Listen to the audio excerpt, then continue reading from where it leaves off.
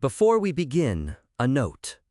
The original version of Sleeping Beauty, published in 1634, contains sexual assault. I won't describe it in detail, but I will tell you that it's there, and I'll tell you why it matters. If that's not for you today, that's completely okay. I'll see you next week. You know Sleeping Beauty. A cursed princess, 100-year sleep, a prince who wakes her with a kiss, and they lived happily ever after. That's the story Disney told in 1959. It's the story your grandmother told you. It's the story on the lunchbox. But Sleeping Beauty is one of the oldest tales in Europe, and the further back you go, the darker it gets. There was no kiss. There was no prince. There wasn't even a happily ever after, not really. There was a girl who never consented to anything, a man who found her asleep, 2 children born while she slept, and a queen who tried to cook them. This is Once Upon a Timeline. Today, the real story behind Sleeping Beauty. The story we call Sleeping Beauty is at least 700 years old. The earliest known version appears in a French romance called Perceforest, written sometime between 1330 and 1344. The princess isn't called Sleeping Beauty. Her name is Zelandine. She falls into an enchanted sleep, and while she is unconscious, a knight named Troilus finds her. He impregnates her. She wakes only when her newborn child sucks a splinter of flax from her finger. That is the oldest known form of the story, and I want you to sit with that for a moment. Before there were fairies, before there were spinning wheels, before there was a kiss, there was a story about a woman who could not say no because she was asleep. The medieval romance genre was not shy about this. Zelandine and Troilus eventually marry.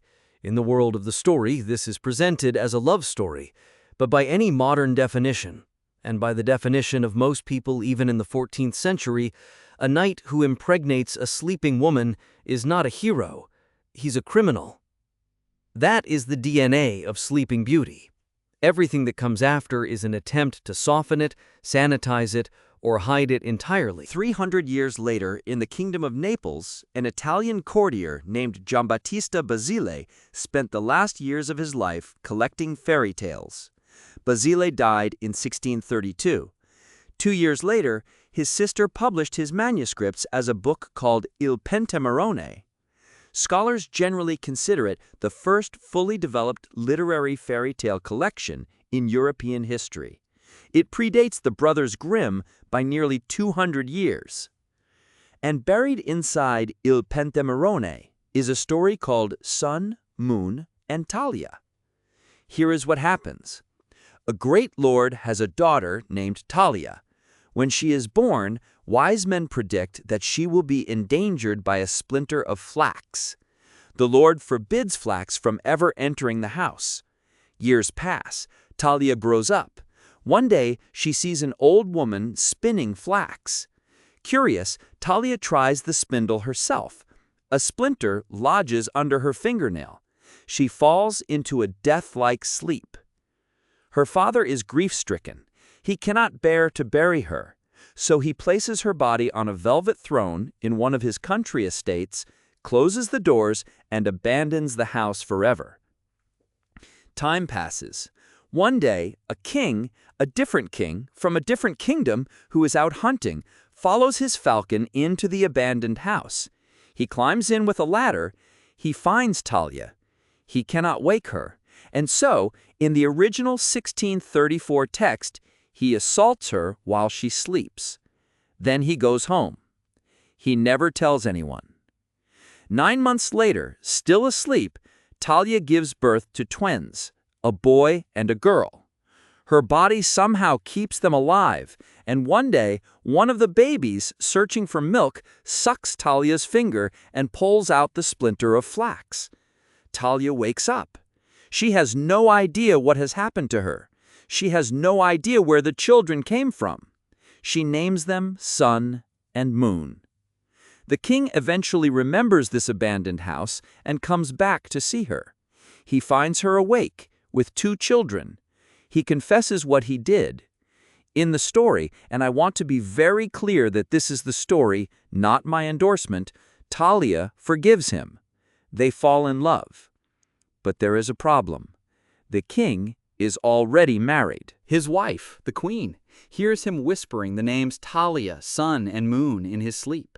She tortures the truth out of his secretary, and then she does something worse than the king did. She forges a letter to Talia. She has the twins brought to court. She orders the royal cook to kill them, roast them, and serve them to the king for dinner. The cook, horrified, hides the children and cooks 2 lambs instead. The queen sits across from her husband as he eats, and she says, this is the line, translated from the original Italian, "Eat, eat, you are eating of your own." Then she has Talia brought to the courtyard to be burned alive. The king arrives just in time. He learns everything. He orders his wife, his secretary, and the cook thrown into the fire. The cook explains that he saved the children, so he is spared. Talia and the king marry. The cook is promoted to royal chamberlain. The story ends with a moral. He who has luck may go to bed, and bliss will reign upon his head. That is Sleeping Beauty, written in 1634, published in Italy, read across Europe for the next 60 years. In 1697, a civil servant named Charles Perrault published a small book called Histoire ou Contes du Temps Passé, Stories of Times Past. It contained 8 fairy tales: Cinderella, Little Red Riding Hood, Puss in Boots, Bluebeard, and La Belle au Bois dormant, The Beauty in the Sleeping Wood. Perrault was writing for the French royal court, the salons of Versailles, refined, literate, aristocratic readers. He could not publish Basile's version, not the assault, not the pregnancy, not eat, eat, you are eating of your own. So he changed almost everything. He invented the fairies, 7 of them, invited to the princess's christening. He invented the forgotten 8th fairy who curses the child out of spite. He invented the softening of the curse, not death, but 100 years' sleep. He invented the ban on spinning wheels. He invented the forest of thorns growing around the castle to protect the sleeping princess. And most importantly, he invented the prince. Not a wandering king, not a man who takes advantage, a prince from another kingdom, drawn to the castle by fate, who finds the princess and this part matters, does not touch her. I want to read you the actual line from Perrault's 1697 text. In the original French, when the prince finds the sleeping princess, this is what happens. He kneels beside her, she wakes, she looks at him, and I'm quoting, with eyes more tender than a first meeting might seem to permit. There is no kiss in Perrault. The prince does not wake her. She wakes on her own, at the exact moment the 100-year curse ends. They talk, they fall in love, they marry in secret. And then the story keeps going, because Perrault kept the second half of Basile's tale. He just changed the villain. In Perrault, the prince's mother is an ogress. When her son goes off to war, she orders the cook to prepare her grandchildren for dinner. Little Dawn, Little Day, and then their mother, the Sleeping Beauty herself. Just like in Basile, the cook substitutes animals. Just like in Basile, the truth comes out. But in Perrault's version, the ogress mother is thrown into a tub of vipers, and it's she who is destroyed. The prince and Sleeping Beauty live happily ever after. That's the version that spread across Europe. That's the version that became the canonical text of Sleeping Beauty. And notice what Perrault did. He removed the assault, he removed the pregnancy, he made the ending clean. But he could not quite bring himself to remove the ogre. The darkness at the center of the story was too old, too deep to cut all the way out. A little over 100 years later, in 1812, 2 German brothers named Jakob and Wilhelm Grimm published the first edition of Kinder- und Hausmärchen, Children and Household Tales.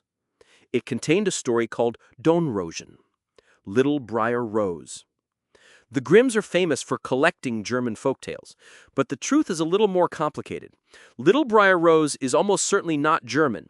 It's almost certainly Perrault's story, retold in German by a woman named Marie Hassenplug, whose family had French Huguenot roots.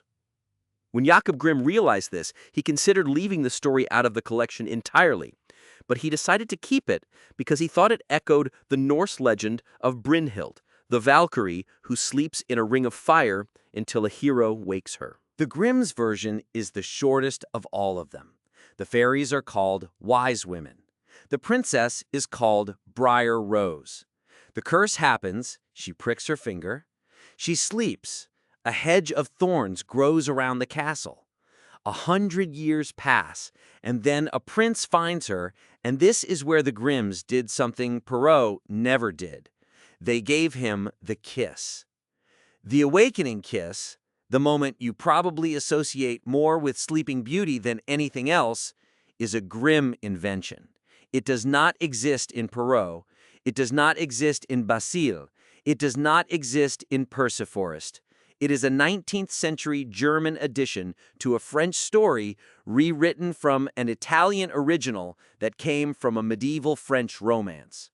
And here's the other thing the Grimms did. They ended the story there. No ogress mother, no attempted cannibalism, no hidden second act. The Grimms simply cut the second half off. The prince kisses Briar Rose. She wakes up. They marry. The end. For most modern readers, that is where Sleeping Beauty ends, because that is the version that survived. The story kept traveling. In 1890, the Russian composer Pyotr Ilyich Tchaikovsky premiered a ballet called The Sleeping Beauty. It was based on Perrault's version, not Basile's, and it introduced the character we now know as Princess Aurora, because in the ballet, her daughter is named Dawn or Aurore. Somehow, over the decades, the name migrated from the daughter to the mother. And in 1959, Walt Disney released his own animated film. He called it Sleeping Beauty.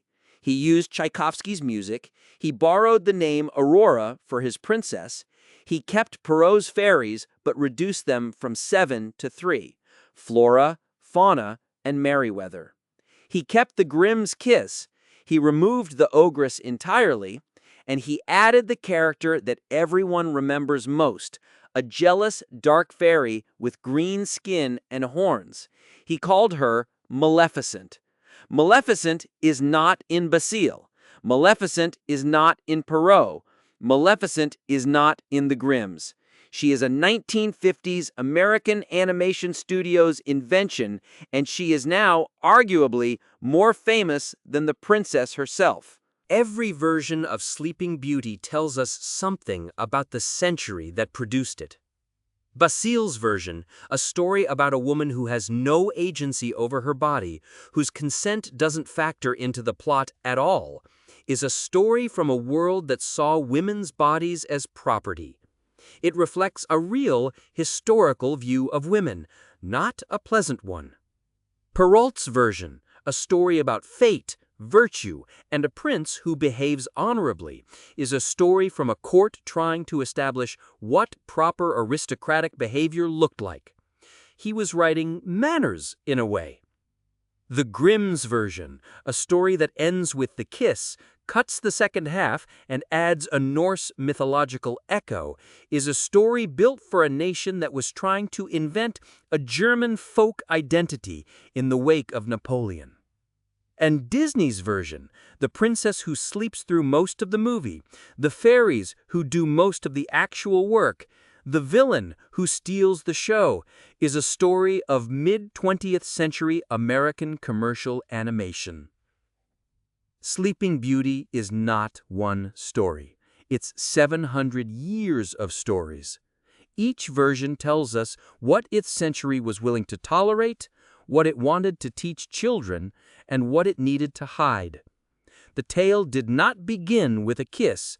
It began with a girl who could not wake up and a man who did not care. That is the real Sleeping Beauty.